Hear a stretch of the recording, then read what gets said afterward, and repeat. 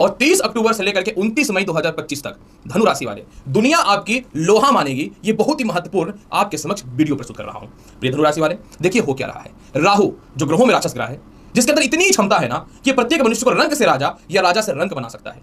ये मनुष्य को उस शिखर पे पहुंचा सकता है कम समय में जहां तक दुनिया में कोई आज तक सिर्फ सोचा नहीं था। इसलिए राहु इतना ज्यादा पावरफुल है कि सूर्य, बुध और बृहस्पति भी इससे कहीं ना तो कहीं डरते हैं। तो मैं आपको बताना चाहता हूं धनु राशि वाले कि राहु 30 अक्टूबर को जो है ये मेष राशि को छोड़ करके आपकी जन्म कुंडली यानी पंचम भाव को छोड़ करके चतुर्थ भाव पे विराजमान हो जाएगा। और जैसे ही ये चतुर्थ भाव पे विराजमान हो जाएगा मीन राशि में, आपके जीवन में दुनिया आपकी लोहा मानने लगेगी। तो मैं आपको संपूर्ण जानकारी दूंगा कि जो राहु का राशि परिवर्तन हो रहा है, क्या वाकई में आपके जीवन में बहुत बड़ा बदलाव लाने वाला है। ये जो वीडियो है चंद्र राशि के अनुसार आधारित है। आपको अपना चंद्र राशि पता है, बहुत अच्छी बात है। आपको अपना चंद्र राशि नहीं पता है तो आप नाम के हिसाब से या फिर लगन के हिसाब से इस जानकारी को देखिएगा। प्रिय धनु राशि वाले, सबसे पहला जो मैंने आपको बताया कि राहु पहुंच चुका है ब्रह्मजाल में, इसका क्या मतलब है? इसका मतलब यह है कि राहु और बुध और केतु ये तीनों एक ऐसे ग्रह है ना कि जिस राशि में बैठेंगे या जिस ग्रह के साथ बैठेंगे या जिस घर में बैठेंगे उसके अकॉर्डिंग फल देंगे। जैसे ही राहु मीन राशि में प्रवेश करेगा, मीन राशि एक सौम्य, शांत और दयालु और भावुक और द्यू स्वभाव राशि है, यानी इसके अनुसार फल देना चालू कर देगा। मीन राशि में राहु प्रभावशाली रहेगा क्योंकि इसका मूल त्रिकोण राशि है। और दूसरी महत्वपूर्ण बात, बृहस्पति से इनका समग्री संबंध है और मीन राशि उत्तर दिशा का स्वामी है और राहु भी उत्तर दिशा का स्वामी है।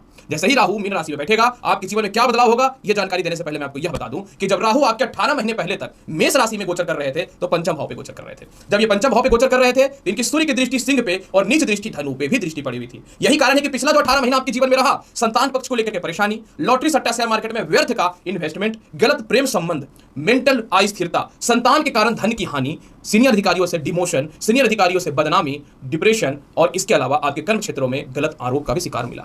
सिर्फ यही नहीं, जब ये मेष राशि में था तो बड़े से बड़े इंटरव्यू हो या बड़े से बड़े रिजल्ट में आप फेलियर होते चले गए। यहां करियर का कुछ ठिकाना नहीं था तो फिर फायदा क्या? हां, एक बात अवश्य बोलूंगा, 18 महीने में राहु मेष राशि में बैठ करके आय स्थान को देखता था तो आय स्थान यानी पैसे कहीं तो कहीं से आ जाते थे, परंतु पैसा का कैलकुलेशन या लाइफ का कैलकुलेशन बेहतर 18 महीने से नहीं चला। ऊपर से शनि की 7.5 भी आपके ऊपर टूट पड़ी हुई थी, जिसके कारण और तनाव और डिप्रेशन का दौर तो रहा ही, बाकी ये शनि के 7.5 गलत रिलेशनशिप भी करा रखा था और इसके अलावा जो है भाई बहनों से धन का नुकसान भी करा करके रखा था, मतलब कंगाल बना करके रख दिया था। अब यहाँ पे जैसे ही राहु जो है ये मीन राशि में प्रवेश कर रहा है, आपके जीवन में कर्म क्षेत्र को देखेगा, मित्रगत राशि कन्या को, अतः नए नौकरी व्यवसाय के योगों में वृद्धि है। जो संपत्ति या प्रॉपर्टी सालों से नहीं बिक पा रहा था वो बिकना चालू हो जाएगा। अगर आप ससुराल पक्ष में हैं और घूट घूट के अपनी जिंदगी जी रहे थे तो चलो ये स्थानांतरण भी करवा देगा, इस बात की 100% सियोरिटी में दे रहा हूं। कर्म क्षेत्र में दृष्टि पड़ने के कारण आपके पिता से तालमेल अच्छा होगा, पिता की संपत्ति, पिता का व्यापार और पिता का साथ प्रॉपर मिलना चालू हो जाएगा। आपके अंदर छल कपट नहीं है ना, लेकिन ये द्यू स्वभाव में राशि में बैठने के कारण राहु आपको चालाक, होशियार और अपने स्वार्थ के लिए जीने वाला बना देगा। मुझे इस बात का कोई दुख नहीं है क्योंकि आज के टाइम पे इतनी भावुकता और दयालु स्वभाव आपके अंदर है कि आप ऐसे ही रोड पे आ जाते हैं। अगर इसमें थोड़ी चालाकी हो जाए, थोड़ी आपकी होशियारी हो जाए, मुझे इस बात का कोई दुख नहीं है, बल्कि और आप फ्रॉड करिए और चतुर बनिए और छल करिए, मुझे कोई दुख नहीं है क्योंकि आपका जिंदगी जो है बदलने वाला है। इसके अलावा धनु राशि वाले जैसे ये कर्म क्षेत्र में देखेगा, जिनके सालों से नौकरी व्यवसाय हो ही नहीं रहे थे, अस्थिरताएं बढ़ी हुई थी जिंदगी में, वो तो सफल होगा ही होगा। और घर के जो कीड़े बने हुए थे या किसी कारण से भी घर दूर जाकर के आप व्यापार या नौकरी में सफल नहीं हो पा रहे थे ना, इस बात की भी गारंटी है कि राहु कर्म क्षेत्र का आपको सफलता हो देगा। चतुर्थ भाव में बैठने के कारण घर से दूरी भी बनाना चालू कर देगा। इसके अलावा जो है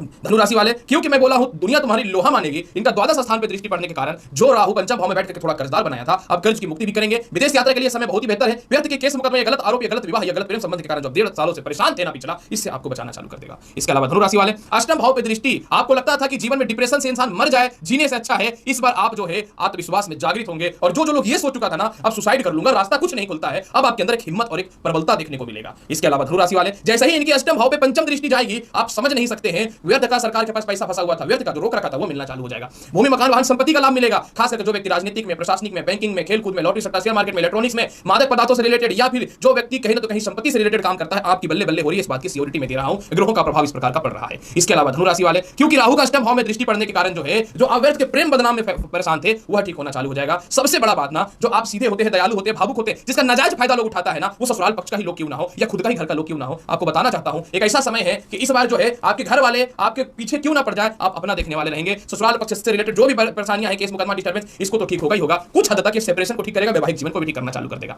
हां, चतुर्थ भाव का राहु माता से कलेश कराएगा, मतलब अगर आप पूरी तरह माता की तरफ फोकस करोगे तो दिक्कत आ सकता है, माता की तरफ से धन की नुकसान करा सकता है, अतः अपने पैसे बचा करके घर वाले को देखना बहुत जरूरी होगा। ये बात तो कड़वा सच्चाई है कि अगर आपके पास 10,000 है तो आप 10,000 तो किसी को नहीं दोगे, खुद का पेट कैसे चलेगा, यानी राहु आपको इस मामले में भी सफल करेगा। हां, कुछ आपके अंडर में जो काम कर रहे हैं या पॉलिटिक्स या प्रशासन में कुछ आपकी बदनामी चारों तरफ ख्याति फैल सकती है। कुछ लोग आपको ठग करके 18 महीने आने वाले में ज्यादा प्रॉपर्टी में पैसे इन्वेस्टमेंट करा सकता है, महंगी गाड़ियों की तरफ आपको लेके जा सकता है। दूसरों के झल्लावे में 18 महीने तक मत आइएगा, और नहीं तो कमा करके दूसरों के कहने पे नुकसान कर देंगे, तब तो राहु आपको अपने ट्रैप में नहीं लेगा। अरे ग्रह तो किसी के बाप का नहीं है, तो भगवान का भी नहीं हुआ है, इंसान है हम लोग, इंसान। इसीलिए ग्रहों के चक्कर में पड़ने से अच्छा है कि 18 महीने में दौलत कमा करके रख लो। इन्वेस्टमेंट में राहु जब तीसरे भाव में जाएगा 1.5 साल के बाद कुंभ में, तब आप कर देना। ये पैसे बचाने का मतलब मैं बोलूंगा 18 महीने कोई भी इन्वेस्टमेंट करने से आपको बचना चाहिए। करो अपने औकात और अपनी कैपेसिटी के अनुसार करो, ज्यादा मत खर्च कर देना, नहीं तो राहु आपको डिस्टर्ब भी कर सकता है। कर्म क्षेत्र का राहु खोया हुआ सम्मान आपके कर्म क्षेत्र में वापस लाएगा। कर्म क्षेत्र का राहु आपका सम्मान या कैरेक्टर जो कर्म क्षेत्र में खराब हुआ तो पुनः ठीक होगा, और नौकरी व्यवसाय के रास्ते खुल रहे हैं। बस 3-4 चीजों पर फोकस कर लेना है। घरेलू पक्ष में ज्यादा खर्च नहीं करना है, दूसरों के चक्कर में मोटे इन्वेस्टमेंट नहीं करने हैं, इसके अलावा व्यर्थ की संपत्ति या वाहन में पैसे नहीं उड़ाने हैं, और अगर विदेश भी जाना पड़े पैसे कमाने के लिए तो घर का मोह माया मत करना, सीधे निकल लो, मोटा पैसा दे देगा। इसलिए दुनिया को अपनी ओर लोहा मनवाना है तो ये काम तो आपको करना पड़ेगा। उपाय के तौर पे क्या करना चाहिए? पीले हल्दी तो पीला ही होता है, हालांकि काला हल्दी भी होता है। पीले हल्दी का तिलक लगाना चालू कर दो, थोड़ा चंदन मिला करके, केसर मिला करके भी। इसके अलावा हनुमान चालीसा का पाठ जितना आप करोगे ना उतना ज्यादा आपके लिए बेनिफिट रहेगा। और एक बात मैं बताना चाहता हूं, प्रत्येक सोमवार के दिन जो है आप भगवान शिव के शिवलिंग पे या तो जल और दूध चढ़ा दो, नहीं तो नारियल के लड्डू का भोग लगा दो। आप देखो जिंदगी कितना बढ़िया जाने वाला है धनु राशि वाले। बस मैं जो बोल रहा हूं या जो चेतावनी दे रहा हूं इस और ध्यान देना है और अपने आप को मजबूत कर लो कि मुझे लाइफ में कुछ करना है। तो प्रिय धनु राशि वाले, आखिर क्यों राहु स्वयं ब्रह्मजाल में फंस चुका है और आपके जीवन में दुनिया लोहा मानेगी, इसकी संपूर्ण और बृहद जानकारी मैंने समक्ष आपके प्रस्तुत कर दिया। उम्मीद करता हूं कि बताई गई जानकारी से पूर्ण रूप से संतुष्ट होंगे। चैनल पर नए हैं, लाइक करिए, शेयर करिए, सब्सक्राइब करिए। मिलता हूं अगली वीडियो में और महत्वपूर्ण